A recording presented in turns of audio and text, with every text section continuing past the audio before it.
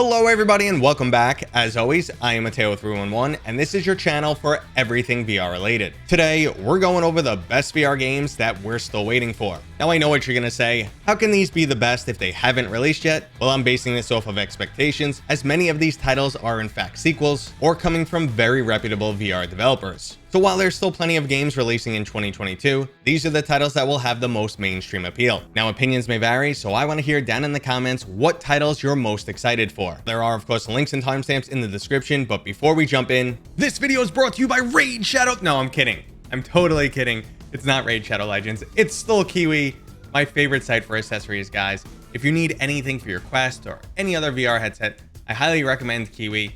They have everything you need. I love their Elite head strap. They have cable management systems, link cables, changes to the faceplate, whatever you need, they have it. I highly recommend them. And don't forget to use discount code Mateo311 for 5% off and to help support my channel. Now this video will be in chronological order, but the vast majority of titles do not have official release dates. So from there, I'll just order by my overall hype level. And speaking of hyped, we're starting with Moss Book 2, which is releasing on July 21st. Now Book 2 is already available for the PlayStation VR, and it's the sequel to one of VR's best ever titles. Moss is a combination puzzle platformer with the undeniably cute mouse protagonist Quill. I am personally not a big fan of platformers or puzzle titles, but Moss absolutely sucked me in. Every aspect of it, from the platforming, puzzles, combat, and beautiful environments, is just absolutely top notch, and Book 2 is taking it to the next level. Speaking of sequels taking it to the next level, we have Espire 2. Unlike Moss, I was not a big fan of the original title. It had a buggy launch, some of the cooler features like voice commands didn't work correctly, and for a title that was centered around stealth, you could unintentionally turn it into a run and gun shooter. Now to the developers' credit, they did iron out the majority of those bugs over time and significantly improve this title. So if they carry that polish into the sequel, combined with their new co-op campaign, we may have a potential winner on our hands. They've also very clearly divided the game into run and gun and stealth modes. You'll get to pick from two chassis,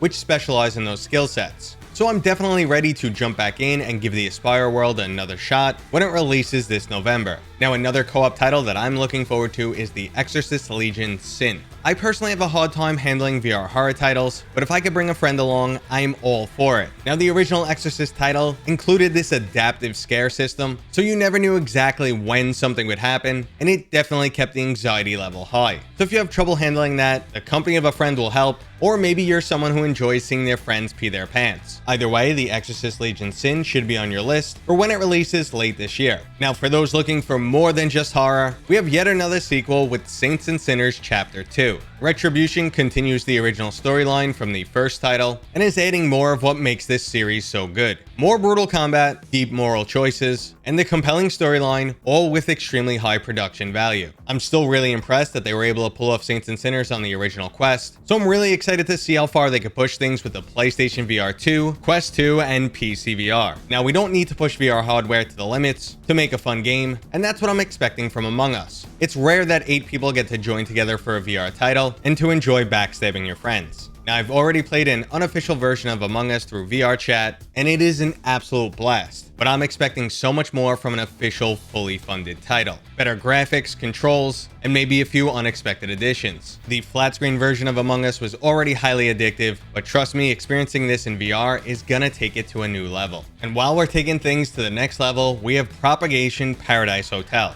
Now the original Propagation was just a very short, very well done wave shooter. It was free, and then they eventually added a paid co-op mode. Now Paradise Hotel is a story-driven adventure horror title. You'll still be killing zombies, but the game also features puzzles, stealth mechanics, and an array of other creatures. So if you're a zombie fan, go add this title to your wishlist. Now if you enjoy killing creatures but want as much action as possible, we have Hellsweeper. If something like Doom Eternal was built for VR, it would be Hellsweeper. Super fast-paced action where you're killing hordes of demonic creatures while utilizing VR-specific mechanics. It's just a match made in heaven, or in this case, hell. From the same developers that brought us Seirento, which was arguably way ahead of its time, it looks like they're coming back strong and aiming to impress. I've played some early betas, and this title shows a lot of promise. Now, unlike Hellsweeper, where we know what we're getting, for Ghostbusters VR, we only have a cinematic trailer. Currently in development from End Dreams, a studio that's killing it in the VR space, I have really high expectations from this title. Featuring 4-person co-op,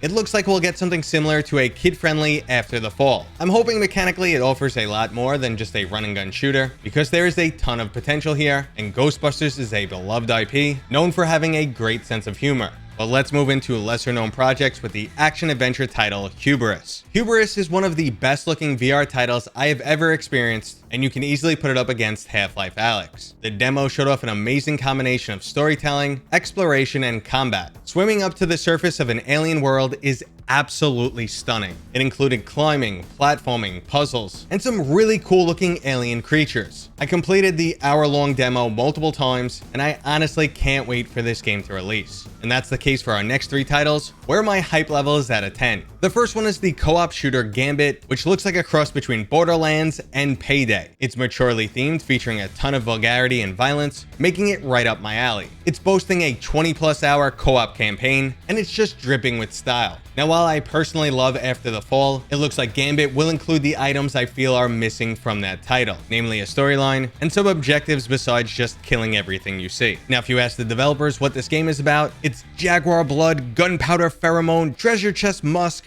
gun oil bite, winning lottery ticket crumple, last bullet adrenaline, high fives, yes, getting laid, burning rubber, superhero landing on dust. That's honestly quoting what they have on their Steam page, so it looks like this game will have a good sense of humor also. Now, as much as I enjoy my co-op titles, nothing beats a great single-player experience, and that's why I'm looking forward to Vertigo 2. The original Vertigo remains one of my favorite VR games, and I always describe it as Half-Life meets Rick and Morty. It's an extremely high-quality shooter with lots of surprises along the way, and it really does remind me of playing through the original Half-Life, but with a lot more comical Rick and Morty style undertones. Now, Vertigo 2 appears to be much bigger than the original title, and featuring a ton of new mechanics and a level where you get to pick sides on an ongoing war. This game is a tie for my most anticipated new release, and the other title is of course Bonelab. Boneworks gave us the absolute best melee and gun combat in a VR title, and in nearly 3 years, it still remains unmatched. The physics were truly impressive, and now they are somehow managing to bring that to the Quest 2 with Bonelab. Bonelab is a brand new game set in the same Boneworks universe, but now not only is it coming to a new platform, but we're also getting more story content, they're officially embracing mods, and it looks to be a significant upgrade from Boneworks. This is easily the most hyped VR game, and with good reason. But the hype doesn't stop there, because the PlayStation VR2 looks to be a game changer for VR. A direct slap in the face to meta is a Resident Evil 4 remake.